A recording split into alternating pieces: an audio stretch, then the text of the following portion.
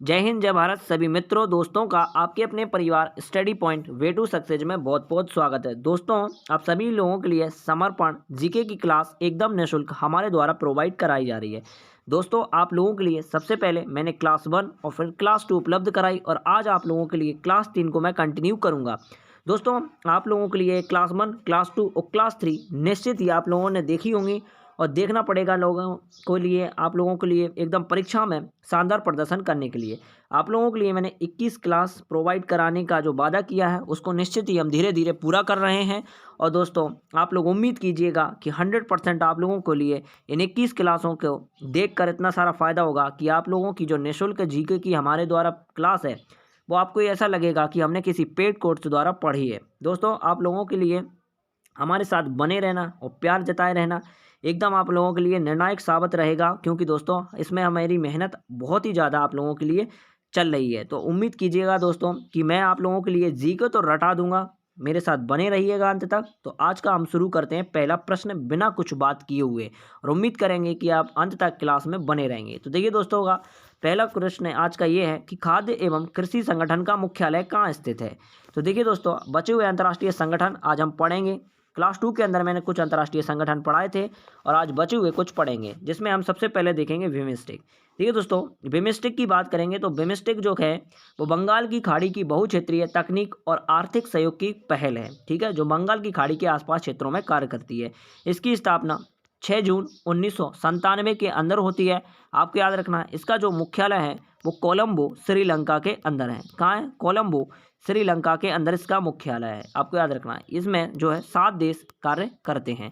तो आपको इतना ही इसके बारे में याद रखना है कि बिमस्टेक की जो स्थापना 6 जून 1997 के अंदर होती है। कोलंबो श्रीलंका के अंदर इसका जो है मुख्यालय है। 7 देश इसके अंदर देश कार्य करते हैं और इसमें थाईलैंड भी शामिल है। आपको याद रखना है। नेक्स्ट है एडीबी। एडीबी को बोलते हैं एशियाई विकास बैंक। क्या बोलते हैं? एशियाई विकास बैंक हम इसको कहते हैं। ठीक है, एशियाई विकास बैंक कहते हैं। इसकी स्थापना 19 दिसंबर 1966 के अंदर होती है। 19 दिसंबर 1966 के अंदर होती है। इसका जो मुख्यालय है वो मनीला के अंदर स्थित है। इसके जो वर्तमान में प्रमुख हैं वो कौन है? अशोक लवासा इसके वर्तमान में हेड है। ठीक है, आपको याद रखना है। बात करेंगे कॉमनवेल्थ के बारे में, राष्ट्रमंडल। तो आपको याद रखना है कि इसकी जो घोषणा होती है वो 1926 में बाल्फोर सम्मेलन में होती है। ठीक है, बाल्फोर सम्मेलन के अंदर होती है। लेकिन इसकी स्थापना 11 दिसंबर 1931 के अंदर होती है और इसका मुख्यालय जो है वो लंदन के अंदर है। ठीक है, लंदन के अंदर है। तो राष्ट्रमंडल की जो स्थापना होती है वो 11 दिसंबर 1931 को अंदर होती है। इसका जो मुख्यालय है वो लंदन के अंदर स्थित है। ओपेक्स की बात करेंगे। ओपेक्स का मतलब होता है पेट्रोलियम निर्यात देशों का संगठन। इसकी जो स्थापना है वो 1960 के अंदर बगदाद के अंदर होती है। कहाँ होती है? बगदाद के अंदर होती है। आपको याद रखना है इसका जो मुख्यालय है वो वियना के अंदर स्थित है। जो वियना जो है वो ऑस्ट्रिया में स्थित है। ऑस्ट्रिया में स्थित है। ठीक है, आपको याद रखना है। इसमें वर्तमान सदस्यों की बात करेंगे तो 14 इसमें वर्तमान सदस्य हैं। ठीक है, नेक्स्ट है ब्रिक्स की बात करेंगे तो ब्रिक्स की स्थापना 2006 के अंदर होती है और साउथ अफ्रीका अंतिम बार इसमें 2010 में जुड़ा था। ठीक है, 2010 के अंदर जुड़ा था।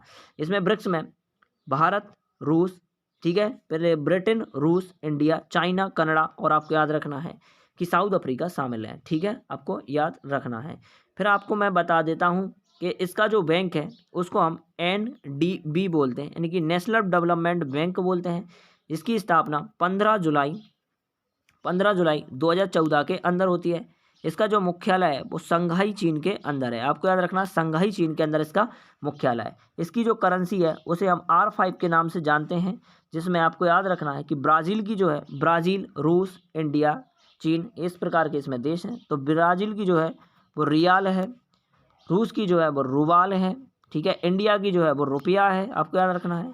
चीन की जो है आपको याद रखना है रेमनी है। ठीक है, रेमनी है। और साउथ अफ्रीका की रैंड है, जो कि आपको याद रखना है। Next WHO। इसको बोलते हैं विश्व स्वास्थ्य संगठन, जिसकी स्थापना 7 अप्रैल 1948 के अंदर होती है। इसका मुख्यालय की बात करेंगे तो जेनेवा स्विट्जरलैंड के अंदर इसका मुख्यालय है। ठीक है, आपको याद रखना है। 193 इसमें सदस्य हैं। इसका जो नवीनतम देश है वो अमेरिका है। आपको याद रखना है। ठीक है, अमेरिका इसका। भारत की तरफ से जो पहली उपमहानिदेशक चुनी गई हैं वो सौम्या स्वामीनाथन चुने गई हैं। आपको याद रखना है। सौम्या स्वामीनाथन इंपॉर्टेंट है, आपको याद रखना है। और इसके वर्तमान में जो प्रमुख हैं वो डॉक्टर मालपास इसके वर्तमान में प्रमुख हैं। ठीक है, ILO की बात करेंगे तो अंतर्राष्ट्रीय श्रम संगठन की बात करेंगे। इसकी स्थापना 1919 के अंदर होती है और इसका जो मुख्यालय है वो भी कहाँ है, जिनेवा के अंदर है। तो इतना सारा आपको याद रखना है। बात करेंगे WMD, इसको बोलते हैं विश्व मौसम संगठन। विश्व मौसम संगठन इसको बोलते हैं, संगठन इसको बोलते हैं। ठीक है, इसकी जो स्थापना है वो 1951 के अंदर होती है और इसका भी मुख्यालय आपको याद रखना है जिनेवा के अंदर है। ठीक है, तो विश्व मौसम संगठन की स्थापना 1951 में होती है, मुख्यालय जिनेवा स्विट्जरलैंड के अंदर है। विश्व बौद्धिक संपदा की बात करेंगे तो 1967 के अंदर इसकी स्थापना होती है और इसका भी मुख्यालय आपको याद रखना है कि जिनेवा स्विट्जरलैंड के अंदर इसका भी मुख्यालय स्थित है। बात करेंगे WTO, इसको बोलते हैं खाद्य एवं कृषि संगठन, खाद्य एवं कृषि संगठन। इसकी स्थापना 1945 के अंदर होती है और इसका जो मुख्यालय है वो आपको याद रखना है इटली रोम के अंदर इसका मुख्यालय है। ठीक है, तो ये सारे के सारे मैंने पढ़ाए, आप लोगों को एक बार रिवीजन कराता हूँ और आपको पहले क्वेश्चन को देखते हैं। तो खाद्य एवं कृषि संगठन का मुख्यालय अभी मैंने बताया कि आपको याद रखना इटली के अंदर है। इसकी स्थापना 1945 के अंदर होती है। जिनेवा के बारे में मैंने बताया था, जिनेवा में WHO, ILO है ना, WMO, ठीक है, और विश्व बौद्धिक संपदा का मुख्यालय स्थित है। बीना की बात करेंगे तो बीना में पेट्रोलियम निर्यात देशों का संगठन स्थित है जो 1960 में इसकी स्थापना होती है। मनीला के अंदर मैंने बताया था आपको ADB यानी एशियाई विकास बैंक, जिसकी स्थापना 1966 के अंदर होती है। तो इस क्वेश्चन का correct answer option number B हो जाता है। ठीक है, ऑप्शन नंबर बी हो जाता है। अब एक बार रिवीजन कराता हूँ तो बिम्स्टेक की स्थापना 6 जून 1997 के अंदर होती है। कोलंबो श्रीलंका के अंदर इसका मुख्यालय, 7 देश इसमें सदस्य हैं, थाईलैंड इसका सदस्य है। ADB यानी कि एशियाई विकास बैंक, जिसकी स्थापना 19 दिसंबर 1966 को होती है। मनीला में इसका मुख्यालय है। अशोक लवासा वर्तमान में इसके हेड है। राष्ट्रमंडल की बात करेंगे तो 1926 में वालफोर में इसकी घोषणा होती है, लेकिन इसकी स्थापना 11 दिसंबर 1931 में होती है, जिसका मुख्यालय लंदन के अंदर है। ओपेक्स की बात करेंगे, पेट्रोलियम निर्यात देशों का संगठन है, जिसकी स्थापना 1960 में बगदाद के अंदर होती है। इसका मुख्यालय वियना ऑस्ट्रिया के अंदर है। इसमें सदस्य देशों की संख्या 14 है। ब्रिक्स की बात करेंगे तो 2006 के में इसकी स्थापना होती है। साउथ अफ्रीका अंतिम बार इसमें जुड़ा 2010 के अंदर। इसका जो बैंक है उसको हम NDB कहते हैं, यानी कि नेशनल डेवलपमेंट बैंक कहते हैं, जिसकी स्थापना 15 जुलाई 2014 के अंदर होती है। इसका जो मुख्यालय है वो शंघाई चीन के अंदर है। इसकी जो करेंसी है वो R5 नाम से जानी जाती है, जिसमें ब्राज़ील की रियाल, रूस की रूबल, इंडिया की रुपया, चीन की रैनमिनी और साउथ अफ्रीका की रैंड है, जो कि आपको याद रखना है। WHO की बात करेंगे, यानी कि विश्व स्वास्थ्य संगठन, जिसकी स्थापना 7 अप्रैल 1948 को होती है। इसका मुख्यालय जिनेवा स्विट्जरलैंड के अंदर है। इसमें सदस्य देशों की बात करेंगे तो 193 इसके सदस्य हैं। अमेरिका इसका नवीनतम सदस्य है। इसकी उप महानिदेशक पहली भारतीय जो बनी है वो सौम्या स्वामीनाथन बनी है, आपको इम्पोर्टेंट याद रखना है। इसके जो वर्तमान में प्रमुख हैं वो आपको याद रखना है। ILO की बात करेंगे तो अंतर्राष्ट्रीय श्रम संगठन इसका नाम होता है ILO, जिसकी स्थापना 1919 के अंदर होती है। इसका भी मुख्यालय जिनेवा स्विट्जरलैंड के अंदर स्थित है। बात करेंगे WMD यानी कि विश्व मौसम विज्ञान संगठन, इसकी स्थापना 1951 के अंदर होती है और इसका भी मुख्यालय स्विट्जरलैंड जिनेवा के अंदर स्थित है। बात करेंगे विश्व बौद्धिक संपदा संगठन, जिसकी स्थापना 1967 के अंदर होती है। जिनेवा स्विट्जरलैंड के अंदर इसका मुख्यालय है। बात करेंगे खाद्य एवं कृषि संगठन यानी कि FTO की, इसकी स्थापना 1945 के अंदर होती है और इटली रोम के अंदर इसका मुख्यालय है। तो ये आप बचे हुए संगठन मैंने आपको पढ़ाए। नेक्स्ट क्वेश्चन देखिएगा, संविधान संशोधन की प्रक्रिया किस संविधान से प्रेरित है? तो देखिए दोस्तों, भारतीय संविधान में संविधान संशोधन की जो प्रक्रिया है वो अनुच्छेद 368 में निहित है। ठीक है, जो कि हमने किस संविधान से ली थी? तो दक्षिण अफ्रीका यानी कि साउथ अफ्रीका से हमने ली थी। तो देखिए दोस्तों, थोड़ा ऑप्शन जो है टाइप करते वक्त मिस्टेक हो गए हैं, तो आपको सुधार लेना है। दक्षिण अफ्रीका यहाँ पे लिख लेना है और ये दक्षिण अफ्रीका आपको यहाँ पे लिख लेना है। तो हमने संविधान संशोधन की जो प्रक्रिया है वो दक्षिण अफ्रीका से ली है। तो इस क्वेश्चन का correct answer option number B हो जाता है। अब अन्य आपको बताता हूँ। सबसे पहले है अपशिष्ट शक्तियाँ। तो अपशिष्ट शक्तियों की जो विचारधारा है वो हमने कहाँ से ली है? अपशिष्ट शक्तियों की जो विचारधारा है वो हमने कनाडा से ली है। पंचवर्षीय योजना वो हमने रूस से ली है। आपातकाल उपबंध जो लिए हैं हमने वो जर्मनी से लिए थे। संविधान संशोधन की प्रक्रिया आपको मैंने अभी बताई, दक्षिण अफ्रीका से ली है। संसदीय प्रणाली और एकल नागरिकता जो है वो हमने ब्रिटेन के संविधान से ली है। राज्य के नीति निर्देशक तत्व की बात करेंगे तो ये हमने आयरलैंड से लिए हैं। और मौलिक कर्तव्य जो हैं आपको याद रखना है हमने रूस से लिए थे। मौलिक अधिकार और स्वतंत्र न्यायपालिका ये दोनों की दोनों हमने अमेरिका के संविधान से लिए थे, जो कि आपको याद रखना है। और अभी मैं आपको एक और बता देता हूँ कि समवर्ती सूची जो ली थी, समवर्ती सूची वो हमने ऑस्ट्रेलिया से ली थी। तो अपशिष्ट शक्तियाँ कनाडा से, पंचवर्षीय योजना रूस से, आपातकाल जर्मनी से, संविधान संशोधन की प्रक्रिया दक्षिण अफ्रीका से, संसदीय प्रणाली और एकल नागरिकता का प्रावधान ब्रिटेन से, राज्य के नीति निर्देशक तत्व आयरलैंड से, मौलिक कर्तव्य रूस से, मौलिक अधिकार और स्वतंत्र न्यायपालिका अमेरिका के संविधान से, और समवर्ती सूची जो है ऑस्ट्रेलिया से हमने ली थी। नेक्स्ट क्वेश्चन देखिएगा दोस्तों, ओजोन परत वायुमंडल की किस परत में पाई जाती है? तो देखिए दोस्तों, क्षोभ मंडल पृथ्वी के जो ऊपर की ओर जाते हैं तो कुछ मंडल पाई जाती हैं, जिसमें सबसे पहले 0 से 12 किलोमीटर पर क्षोभ मंडल पाई जाती है। इसके अंदर वायुमंडल संबंधी घटनाएं घटित होती हैं, ठीक है। और आपको ग्रीन हाउस प्रभाव भी इसी के अंदर मिलता है, यानी कि आंधी, तूफान, बादल का गरजना और मौसम संबंधी घटनाएं क्षोभ मंडल में ही घटित होती हैं। बात करेंगे 12 से 15 किलोमीटर पृथ्वी से ऊपर जाने पर समताप मंडल मिलता है, और समताप मंडल में ही क्या पाई जाती है? ओजोन परत पाई जाती है, जिसके अंतर्गत आपको याद रखना है वायुयान भी इसी के अंदर उड़ते हैं। तो आपको ये दो चीज़ याद रखना है। फिर थोड़ा ऊपर जाएंगे तो 50 से 80 किलोमीटर ऊपर जाएंगे तो आपको याद रखना है कि अंतरिक्ष में जो प्रवेश करने वाले उल्का पिंड होते हैं ना, वो इसी के अंदर समाप्त हो जाते हैं, ठीक है, आपको याद रखना है। फिर आपको याद थोड़ा सा 80 से 700 किलोमीटर ऊपर जाएंगे तो आपको मिलेंगी आयान मंडल, इसी को बोलते हैं ताप मंडल। इसमें रेडियो जो तरंगे हैं वो परिवर्तित होकर पृथ्वी पर आते हैं, और पृथ्वी की जो सबसे अंततः होती है परत उसको बोलते हैं बाह्य परत, ठीक है, बाह्य परत। तो आपको इतना सारा इसमें याद रखना है। और सैटेलाइट इत्यादि भी आयन मंडल के अंदर ही चलते रहते हैं। तो आपको याद रखना है कि ओजोन परत किस मंडल में पाई जाती है? तो सप्ताह मंडल में पाई जाती है। तो इस क्वेश्चन का correct answer option number B हो जाता है। अब मैं आपको बताता हूँ कि ओजोन परत का जो सूत्र है वो कितना होता है। तो आपको याद रखना है O3 होता है। एक ऑक्सीजन का भार 16 होता है, चूंकि इसमें 3 ऑक्सीजन है तो आपको याद रखना है कि ओजोन परत का जो भार है वो 48 होता है। आपको ये भी याद रखना है, जो कि दिल्ली पुलिस ने पूछा था, ठीक है। आपको नेक्स्ट क्वेश्चन देखिए, प्लासी का युद्ध किस वर्ष लड़ा गया? तो देखिए दोस्तों, प्लासी का युद्ध जो है वो 1757 में लड़ा गया। देखिएगा इसमें भी टाइपिंग जो है मिस्टेक है, तो आपको यह सुधार करना है। तो ऑप्शन नंबर ए 1757 याद रखना है। अब मैं इतिहास के सारे युद्ध कराऊंगा। 326 में हाइडेस्पीच का युद्ध लड़ा गया, जो सिकंदर और पंजाब के राजा पोरस के बीच लड़ा गया, जिसमें सिकंदर की विजय हुई। 261 में कलिंग की ओर लड़ाई होती है, जिसमें सम्राट अशोक जीतते हैं, और अशोक और कलिंग के बीच में युद्ध चला।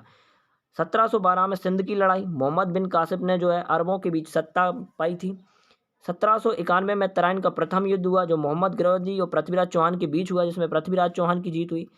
1192 में तराइन का द्वितीय युद्ध हुआ, मोहम्मद गौरी और पृथ्वीराज चौहान के बीच में, और इस बार जो है गौरी इसमें विजय हो जाता है। 1794 की बात करेंगे तो चंदावर का युद्ध होता है, जो मोहम्मद गौरी और राजा जयचंद के बीच में होता है। पानीपत का प्रथम युद्ध 1526 में होता है, जो मुगल शासक बाबर और इब्राहिम लोदी के बीच में होता है। खानबाई का युद्ध बाबर और राणा सांमा के बीच होता है, जो 1527 के अंदर होता है। 1529 के अंदर घाघरा का युद्ध होता है, इसमें महमूद लोधी ने जो है अफगानों को हराया था, बाबर और महमूद लोधी ने मिलकर। 1539 में चौसा का युद्ध हुआ था, जिसमें मोहम्मद शेरशाह सूरी ने हुमायूं को हराया था। बात करेंगे 1540 में कन्नौज का युद्ध हुआ था। पानीपत का प्रथम युद्ध 1556 के अंदर होता है, जो अकबर और हेमू के बीच लड़ा गया। 1565 में तालीकोटा का युद्ध लड़ा गया, आपको याद रखना है। और 1576 में हल्दी घाटी का युद्ध अकबर और राणा प्रताप के बीच में लड़ा गया। 1757 में प्लासी का युद्ध अंग्रेज और सिराजुद्दौला के बीच लड़ा गया। 1760 में बांडीबास का युद्ध लड़ा गया, जो अंग्रेजों और फ्रांसियों के बीच लड़ा गया। 1761 में पानीपत का तृतीय युद्ध अब्दुल शाह अब्दाली और मराठाओं के बीच लड़ा गया। और 1764 में बक्सर का युद्ध अंग्रेजों और सिराजुद्दौला सौरभ ने मीर कासिम के बीच लड़ा गया। और ये मैसूर के प्रमुख युद्ध हैं, जिसमें चौथा इंपॉर्टेंट है टीपू सुल्तान और अंग्रेजों के बीच लड़ा गया, जिसमें टीपू सुल्तान की हार हुई थी। 1849 में चिलियाना का हुआ, जो ईस्ट इंडिया कंपनी ने सिखों के बीच हुआ था। 1962 में भारत चीन युद्ध, 1965 में भारत पाक युद्ध, और 1999 में कारगिल का युद्ध हुआ था, आपको याद रखना है। तो इस क्वेश्चन का करेक्ट आंसर आपको पता चल गया कि ऑप्शन नंबर ए था, ठीक है। राष्ट्रीय जलमार्ग 10 किस राज्य में स्थित है? तो ये महाराष्ट्र राज्य के अंदर स्थित है। तो इस क्वेश्चन का करेक्ट आंसर ऑप्शन नंबर 2 हो जाता है। नेशनल जलमार्ग 1 की बात करेंगे, इलाहाबाद से हल्दिया के बीच है। और 2 जो है वो सादिया से धुबरी के बीच में है। 3 जो है कोल्लम से कोट्टम के बीच है। 4 जो है काकीनाडा से मलकाम के बीच है। R5 तलचर से धमरा के बीच में है। और नेशनल 6 जो है आपको याद रखना है लखीपुरा से भंगा के बीच में है। सबसे बड़ा है नेशनल 1 और सबसे छोटा है नेशनल वाटरवे 6। तो आपको याद रखना है, ये इसकी ट्रिक है, आप याद करने की बना सकते हैं। पहला इला से हल्दी यानी कि इला से हल्दी, तो आपको इलाहाबाद से हल्दी। दिया से बरी यानी सदिया से ढुबरी। तीसरा है कोल्लम से कोट्टम, कालू से रम। काकीवाड़ा से मड़काना यानी काकी से नमक, काकी से क्या लोगे नमक। चौथा तलचर से धमरा यानी लचर से मारा, किसने हमने लचर से मारा। लाखीपुरा से भंगा, और आपको याद रखना है नेशनल वाटरवे 6 स्थित है। कैगा परमाणु संयंत्र किस राज्य में स्थित है, तो आपको याद रखना है कि तारापुर महाराष्ट्र के अंदर स्थित है। रावत भाटा राजस्थान के अंदर है।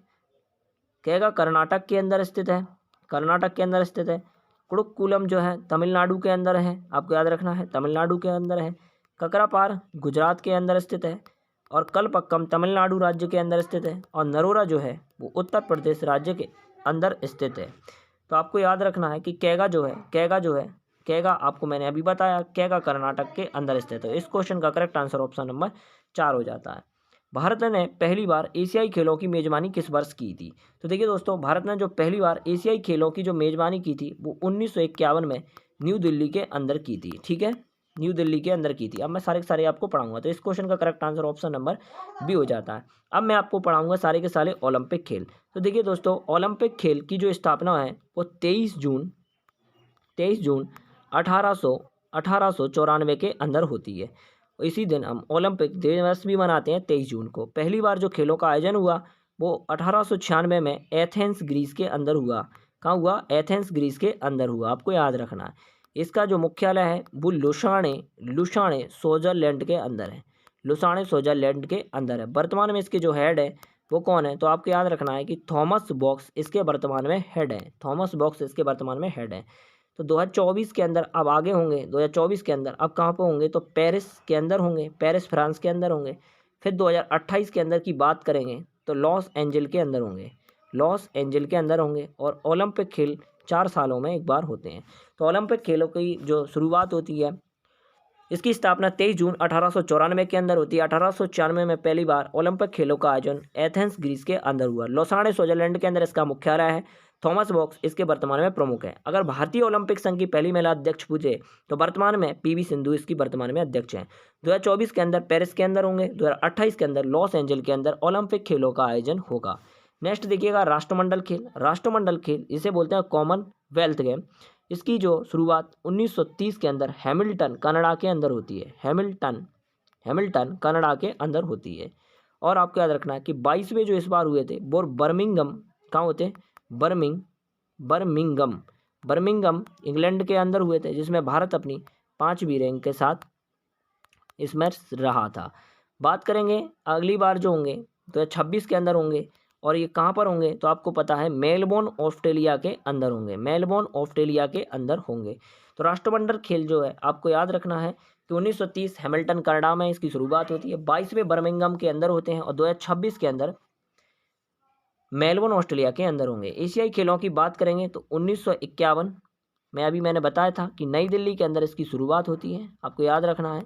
सबसे ज़्यादा बार जो हुए थे वो बैंकॉक के अंदर हुए थे। कहाँ हुए थे, बैंकॉक के अंदर हुए थे। ठीक है, और पहली बार इसमें भारत की तरफ से गोल्ड जीतने वाली कौन थी, तो आपको याद रखना है कि विनेश फोगाट ने पहली बार इसमें गोल्ड मेडल जीता था। ठीक है, और यह प्रत्येक 3 सालों के अंतराल में होता है।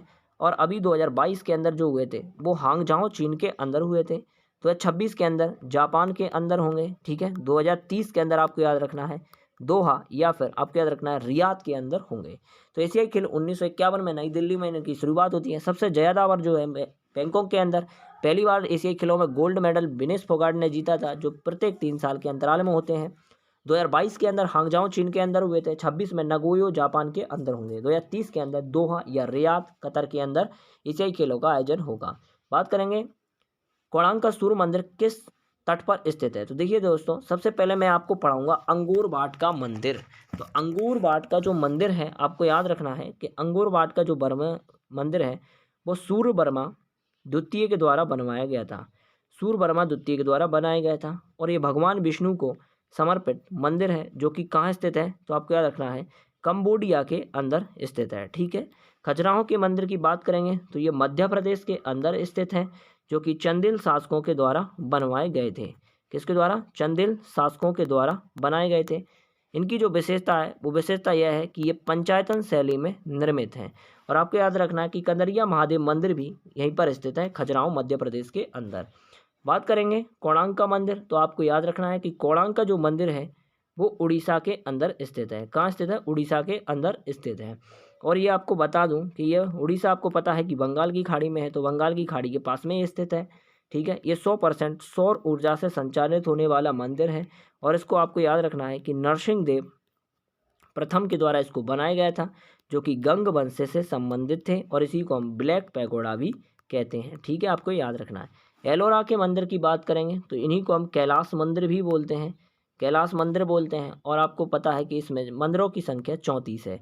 इसको जो बनाने वाले शासक हैं वो कौन है? कृष्ण फर्स्ट हैं, जो कि किस वंश से संबंधित है? राष्ट्रकूट वंश से संबंधित थे। तो आपको मैंने बताया था कि अंगुरवाट का मंदिर सूर्यवर्मा द्वितीय के द्वारा बनाया गया है, जो भगवान विष्णु को समर्पित है, कंबोडिया के अंदर स्थित है। खजुराहो के मंदिर मध्य प्रदेश के अंदर स्थित है, चंदेल शासकों ने बनवाए और ये पंचायतन शैली में निर्मित मंदिर है। साथ ही आपको याद रखना है कि कंदरिया महादेव मंदिर भी यहीं पर स्थित है। कोणार्क की बात करेंगे तो उड़ीसा के अंदर स्थित है, बंगाल की खाड़ी के पास स्थित है और 100% जो है सौर ऊर्जा से संचालित होने वाला एक मंदिर है। नरसिंहदेव फर्स्ट गंग वंश के द्वारा इनको बनाया गया और इन्हें ब्लैक पैगोडा के नाम से भी जाना जाता है। एलोरा के मंदिर की बात करेंगे तो ये कैलाश मंदिर के नाम से भी जाने जाते हैं और इसमें मंदिरों की संख्या 34 है, जो कि कृष्ण फर्स्ट राष्ट्रकूट के वंश के द्वारा इनको बनाए गए थे। क्वेश्चन है कि सूर्य का प्रकाश का मुख्य स्रोत क्या है? तो आपको पता है कि विटामिन डी जो है सूर्य के प्रकाश का मुख्य स्रोत है और इससे जो है रिकेट्स रोग हो जाता है विटामिन डी की कमी से। तो आपको मैं याद कराता हूं कि विटामिन B1 को रेटिनॉल बोलते हैं और इससे रतौंधी रोग या फिर बौनापन रोग होता है। विटामिन B1 को थायमिन बोलते हैं, जिससे बेरी रोग होता है। और विटामिन B2 को राइबोफ्लेविन कहते हैं। आपको याद रखना है। विटामिन B4 का रासायनिक नाम जो है वो निकोटिक्स अम्ल है, जिसमें त्वचा का सूखापन इसमें आता है। विटामिन B12 यानी कि इसको भी याद रखना है, साइनोकोवल कहते हैं, इससे मेरुदंड का कमजोर होना होता है। और विटामिन C को एस्कार्बिक अम्ल बोलते हैं, जो खट्टे फलों में पाया जाता है, जिससे स्कर्वी या फिर मसूड़ों का जो है वो रोग होता है। विटामिन डी की बात करेंगे, इसे कैल्सीफेरॉल रासायनिक नाम है।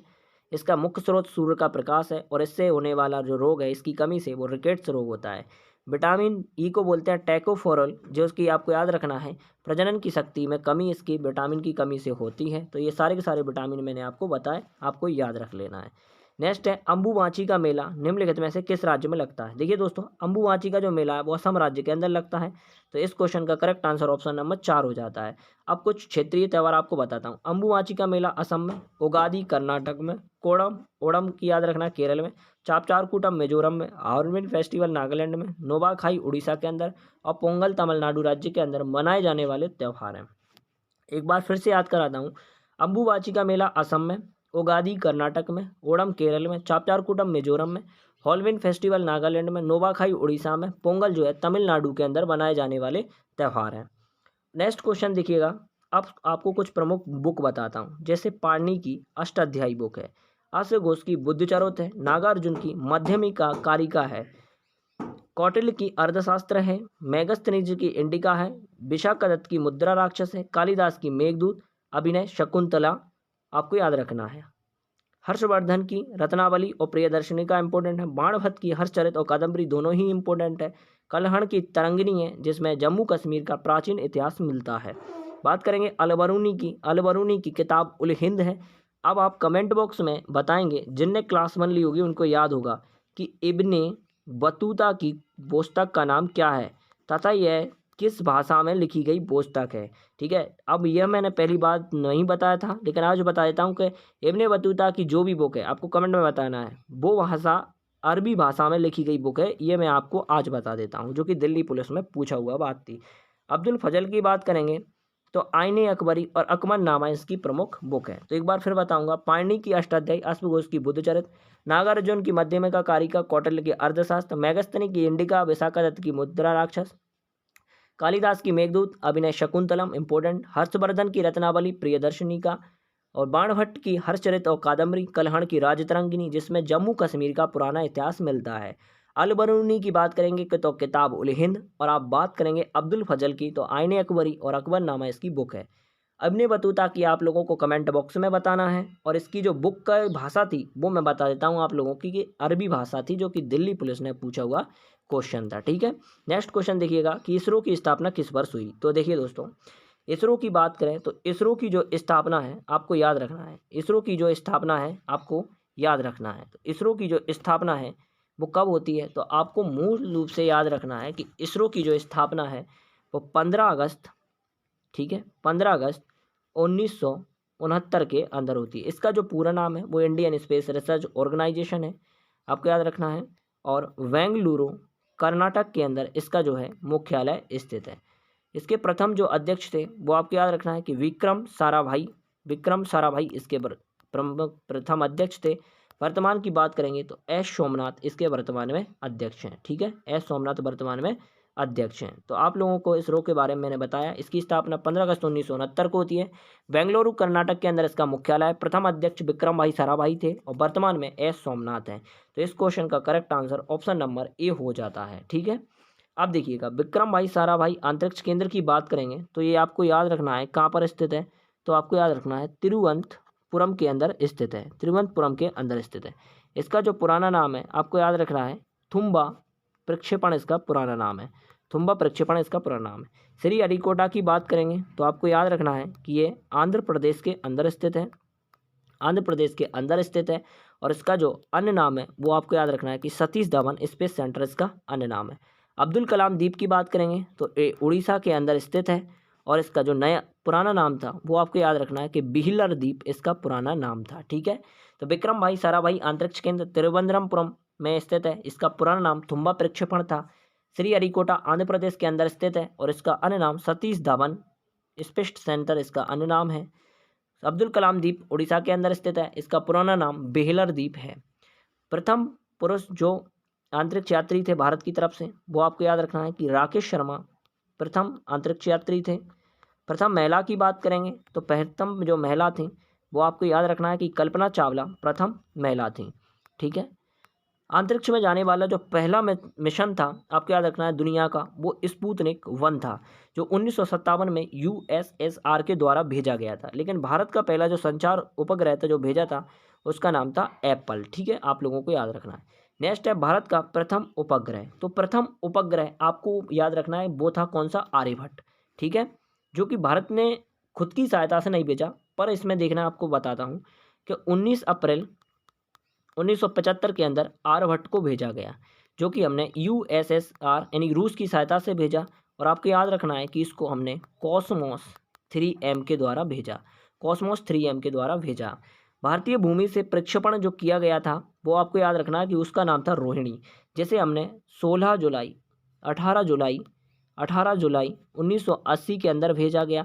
और आपको याद रखना है कि श्रीहरिकोटा से इसको भेजा गया था, श्रीहरिकोटा से इसको भेजा गया था, और इसे हमने SLV-3 के द्वारा इसको प्रक्षेपित किया था। ठीक है, तो आपको इतना सारा मैंने विज्ञान संबंधी तथ्य बताए। अंत में एक बार फिर से रिवीजन करेंगे। इसरो की स्थापना जो है 15 अगस्त 1969 को होती है। बेंगलुरु कर्नाटक के अंदर इसका मुख्यालय है। विक्रम भाई साराभाई इसके जो है प्रथम अध्यक्ष थे, और वर्तमान में जो अध्यक्ष हैं वो एस सोमनाथन हैं। विक्रम भाई साराभाई अंतरिक्ष केंद्र तिरुवनंतपुरम के अंदर स्थित है। श्रीहरिकोटा के अंदर आपको याद रखना कि आंध्र प्रदेश के अंदर श्रीहरिकोटा स्पेस के अंदर है, जिसका नाम सतीश धवन है। अब्दुल कलाम द्वीप उड़ीसा के अंदर है, इसका नाम पुराना बेहलर द्वीप है। प्रथम भारतीय जो थे अंतरिक्ष में जाने वाले राकेश शर्मा। महिला की बात करेंगे तो कल्पना चावला। अंतरिक्ष में जाने वाला पहला उपग्रह स्पुतनिक 1 था, जो 1957 में यूएसएसआर के द्वारा भेजा गया था। भारत का पहला संचार उपग्रह एप्पल था, आपको याद रखना है। और भारत का प्रथम उपग्रह आर्यभट्ट था, जिसे 19 अप्रैल 1975 के अंदर भेजा था, जो कि यूएसएसआर की सहायता से भेजा था, जिसे हमने कॉस्मोस 3M के द्वारा भेजा था। ठीक है, आपको याद रखना है। बात करेंगे भारतीय भूमि से प्रक्षेपित पहला यान रोहिणी था, जिसे हमने 1980 के अंदर भेजा। श्रीहरिकोटा आंध्र प्रदेश से सतीश धवन स्पेस सेंटर से इसको भेजा गया था, और इसका जो भेजा था SLV-3 के द्वारा इसको भेजा गया था। और आपको नेक्स्ट में सारे के सारे मिशन और भी पढ़ाऊंगा, और भारत की जो है अंतरिक्ष मिशन आप पढ़ाऊंगा आपको नेक्स्ट क्लास के अंदर। तो हमारे साथ बने रहें। क्लास 4 में आप लोगों के लिए और भी शानदार मज़ेदार कंटेंट आप लोगों को उपलब्ध कराऊंगा।